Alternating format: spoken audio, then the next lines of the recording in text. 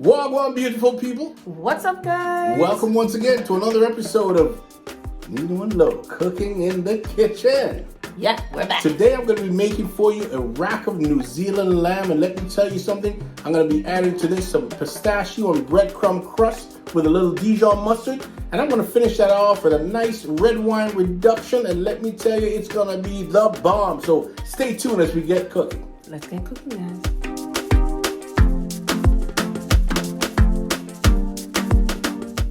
So what I'm going to be doing for you guys today is I'm going to be preparing a lovely rack of New Zealand lamb.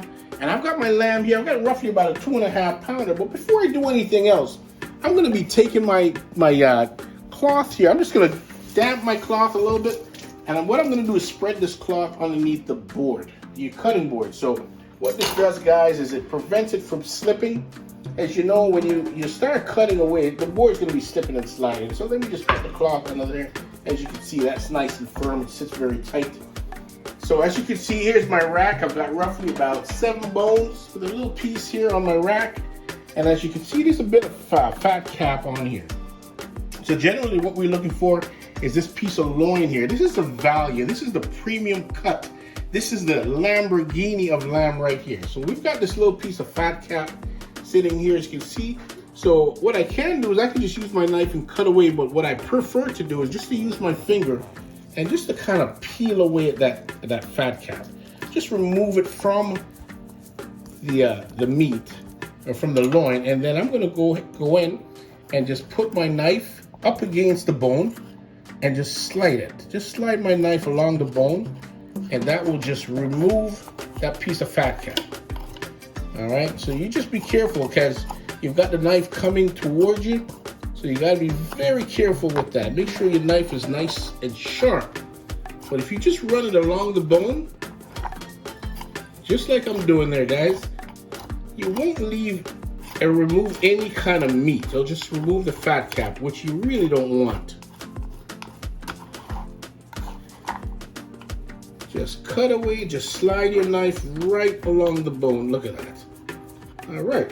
So we get that off. We're going to discard that. Now what we're going to do is we're going to be Frenching. Let's take a good look at what you've cut off here. See it right there? It's just all fat. All fat. So we can just get rid of that. And so when it comes to my rack, so now I've got my rack here. I've got my 7 racks. Okay, so what I'm going to do is I'm going to be taking my knife. I'm going to run my knife. All right. So I'm going to run my knife right along the bone. Okay, there's bone number 1. There's a little one over here. And I'm just going to remove this piece of meat.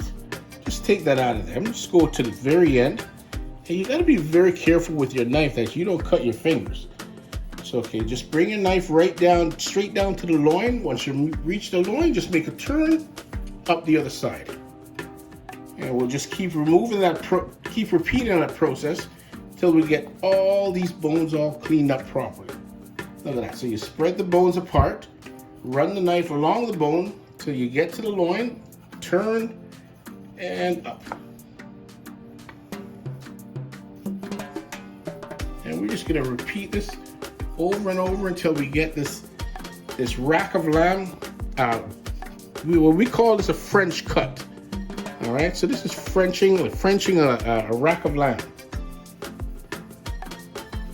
So as you know, lamb is very common, and a lot of times people get their lamb, they get it either out of Australia, New Zealand, or sometimes in America or Canada, or even the UK, you can get local lamb.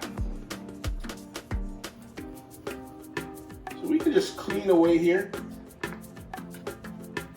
And if you so desire and you have a lot of time to clean up your rack, you could probably even go back in and start scraping all the fat off the bone. And if you get a really nice clean cut, your finished product is going to look amazing. But this is something that does take time to kind of clean up all these bones and get all these excess pieces off. Now what do you do with all the pieces that you take off? Well, you have 2 choices. You can either add them to your sauce, or you could just discard them. Right, but you know, sometimes you can clean this bone up really well. And it all depends on how much time you have. But we're not going to spend too much time trying to clean this up. But you get the idea. You can see right here we have all our bones. We got a nice piece of loin. All right. So the next thing that we're going to do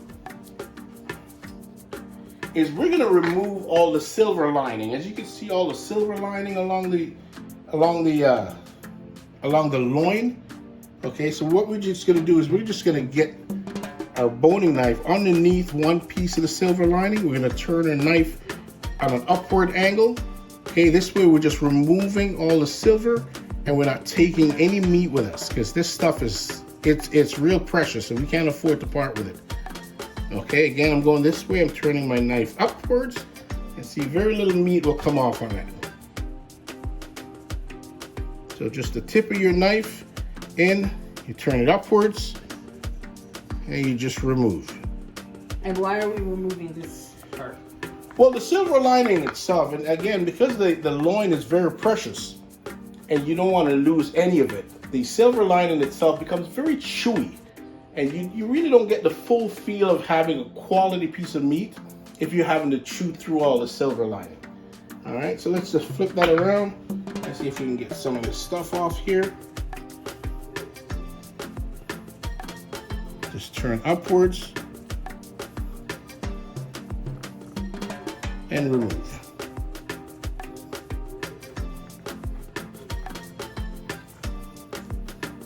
All right.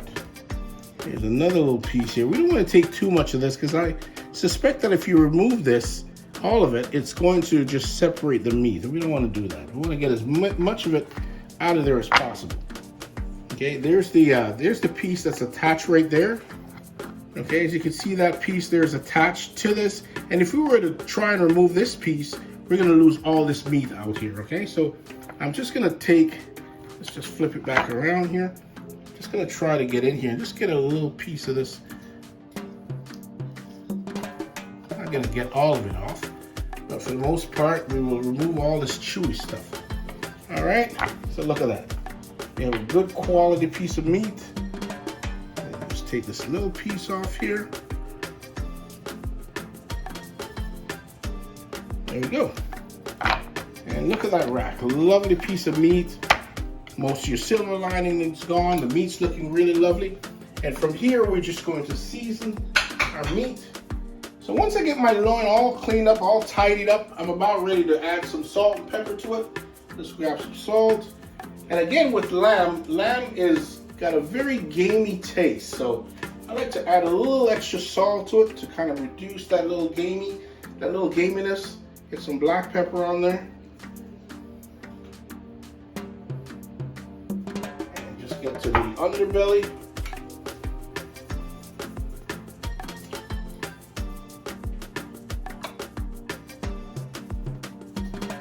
All right.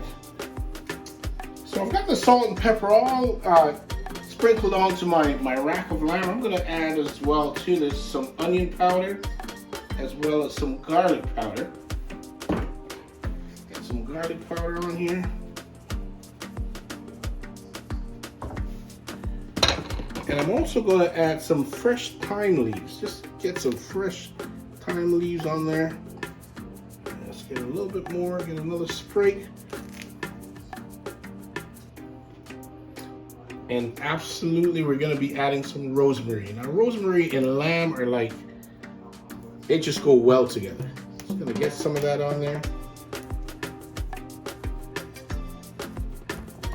Let's just press her down, just trying to get some of that seasoning on there and flip flop. Now some of it will probably just get wasted on the board, but for the most part, we're just trying to get as much flavor in that as possible. So with that, I'm going to be adding a little bit of olive oil, okay, to my frying pan. I'm just going to lay my rack down, okay, and I'm just going to sear that off.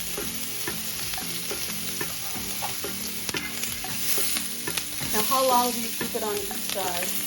You just want to sear it. You want to get the seal on the meat, okay, as well as it's going to give it a nice little color. Because you got to remember now that we're going to be adding crust to this, and we're going to be placing it in the oven for roughly about 12 to 15 minutes to finish it off. What we're looking for is an internal temperature of roughly about 165 degrees, which is a nice medium rare. All right, so we're just gonna seal it off there, flip it over. As you can see, we're getting a lovely color on here.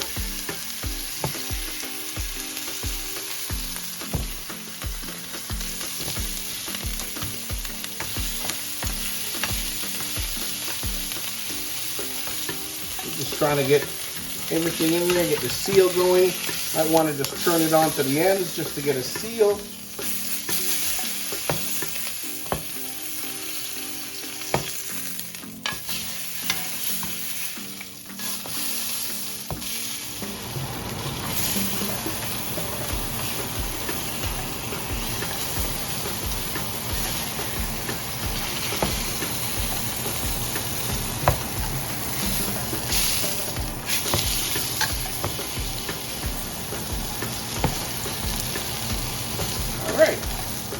So once I get my lamb rack all seared off, I'm just gonna let it sit and let it rest for a minute, okay? While I get the breadcrumbs and pistachio topping prepared. So that's just gonna rest there for a minute. And I've got some herbs. Right now I've got some rosemary as well as thyme leaves on here. And this is gonna be part of my herb breadcrumb and pistachio crust. All right, so we're just kind of chopping it up just to release all the oil and all the flavors from the herbs. All right, we're just gonna get that there. And we've got our breadcrumbs here. We're just gonna add our breadcrumbs to some melted butter. Got some melted butter here. Just gonna add some breadcrumbs to that. And we'll just put it all. We're just gonna put. And as usual, we'll have the measurements in the description, because you know Nino, he just wings it when it comes to measurements. Yeah, you got that right. So we're gonna add to that as well some fresh garlic. Okay, I'm just gonna add some fresh garlic in there. We're gonna add just a bit of salt as well as a bit of black pepper. All right, and we also have our container of pistachio. What I did was I put this pistachio in the food processor, just grind it right down. Okay, and I'm just gonna add rough chop. Just rough chop. Add about half the amount there, and I'm just gonna mix. And what's happening here is the butter that's in there is just gonna incorporate everything and kind of, you know, prepare it so it can apply to the rack of lamb, and it will actually stick. Without the butter, I think you might have the breadcrumbs just going all over the place. This, we're just gonna incorporate it. It smells good. It smells lovely.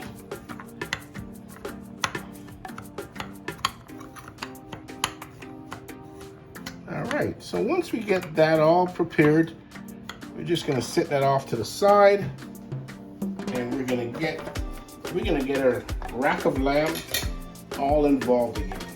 Okay, bring on the rack. Bring on the rack. We're gonna bring the rack over. All right, this time I'm gonna put the rack on the board.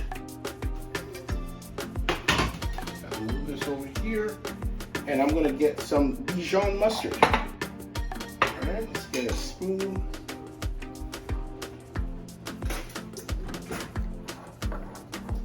Let's get this. Some Dijon. All right, so what we're gonna do is, I think because we've got a little bit of moisture on there, just grab a piece of paper towel. Because what I want to make sure is, I want to make sure that the mixture as well as the Dijon mustard sticks onto the lamb. And I don't want it slipping and sliding off, so I'm just gonna get any sort of moisture that I may have on the outside just removed. Flip her back over. And I'm going to be lathering this with some lovely Dijon mustard. I'm just going to spread the Dijon all over the loin. And that's going to just provide a nice, lovely surface for the breadcrumb to adhere to. Now this is one of your favorites. Oh, I love lamb. Lamb and I go well together. It really boils down to, if I go out for dinner and lamb's on the menu, you can rest assured that is what I'm going to be having. And it's usually quite pricey when you buy it at restaurants. It usually is. And you always complain that it's not done correctly. It's not done correctly. It's not done the way I want it done. So what I'm going to do is I'm just going to get some of the breadcrumbs. I'm just going to put that on there.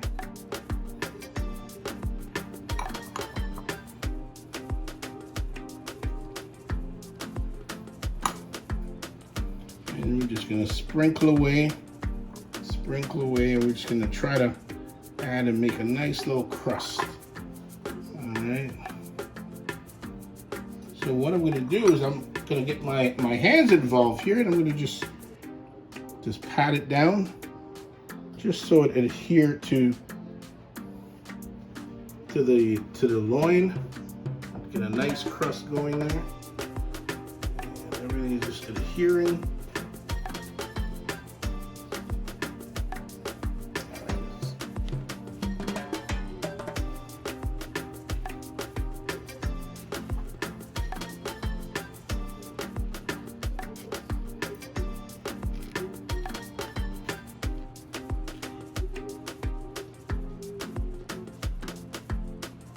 All my breadcrumbs and my pistachio topping on there, I'm going to move this over to the baking sheet, and I'm going to be sticking this in the oven for roughly about anywhere from 12 to 15 minutes. So right now I'm going to be preparing my sauce, which is going to be my red wine reduction. So I've got in my pan, I've got a little bit of butter. To that I'm going to add some shallots. Okay, that's roughly about 3 shallots and about 3 cloves of garlic. And I'm just going to just sweat those a little bit, get them going.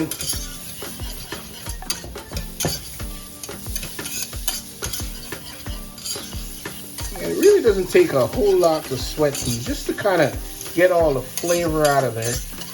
All right, just get that rocking.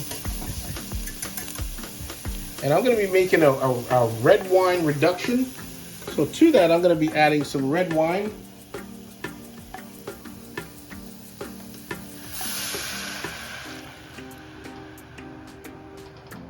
Just going to add some red wine to that.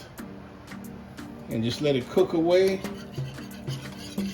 And this is going to reduce, and when it reduces, the flavor is going to be nice and concentrated.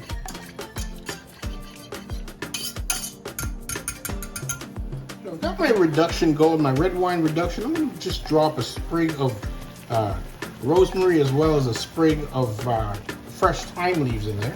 And as you can see, it's actually reduced down to roughly about half. And to this, I'm going to be adding some beef stock. I've got some beef stock all prepared in the back here. All right, I'm just going to add to that some beef stock and allow it to reduce some more. Okay, and that's just going to add added flavor to it. And that is the red wine reduction.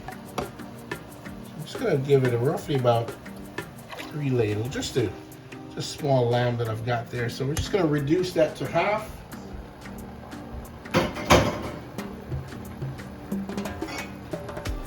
And to that, I'm also going to add a little bit of balsamic glaze to it as well, just to give it a little pump. It's a balsamic reduction.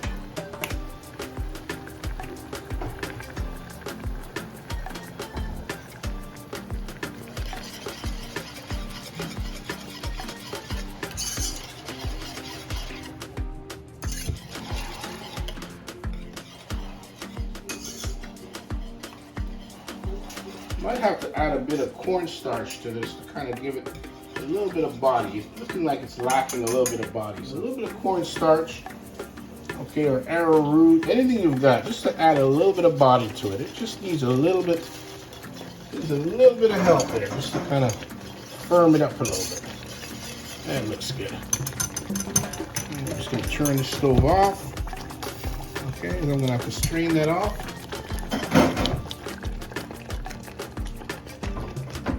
Strain it, okay, just to get all the all the added ingredients out. I just want the liquid. I just want the sauce.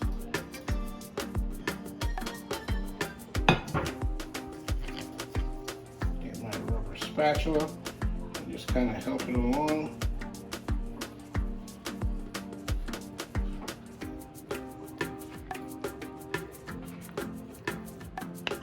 All right, sauce is all set. Some vegetables going here. I've got some carrots, some asparagus, as well as some red peppers, and we're going to be using that as our accompaniment for our lamb today. And I've also got some garlic mashed potato here, okay, that I'm also going to be adding to the plate. All right, let's just get some salt and pepper in.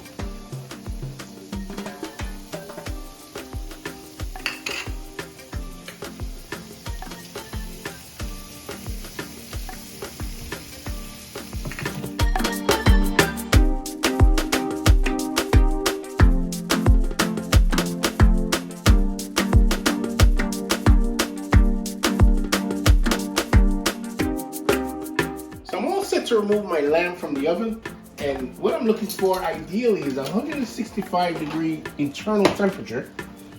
Okay, and what I do use, I've got an internal food thermometer here, a very useful tool around the house. I'm just going to check the internal temperature of this.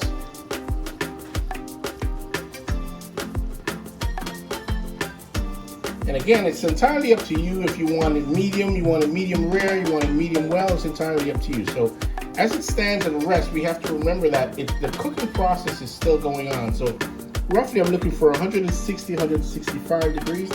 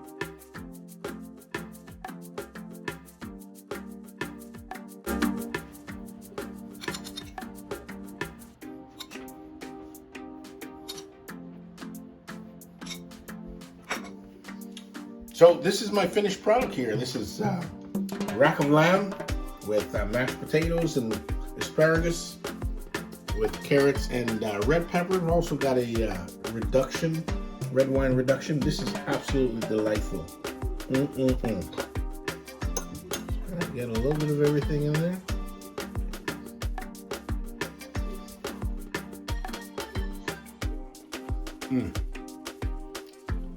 That is absolutely delightful. So if you like this episode and you want to see more, don't forget to like, share, and subscribe. And give us a thumbs up, because you know YouTube, they love thumbs up. And we'll see you on the next episode. Take care. Bye-bye.